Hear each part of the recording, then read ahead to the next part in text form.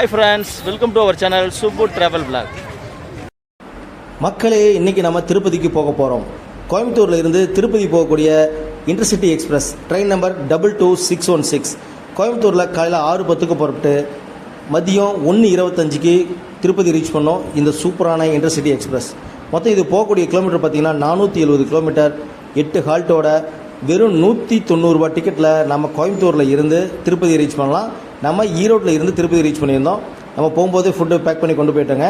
ட்ரெயினில் பார்த்தீங்கன்னா 3 நாள் லீவுனால சரியான கூட்டங்க, உட்காரது கூட இடம் இல்லாமல் பிஸியான ட்ரெயின் ட்ராவல். நம்ம போகக்கூடிய ரூட்டு பார்த்துடலாம்.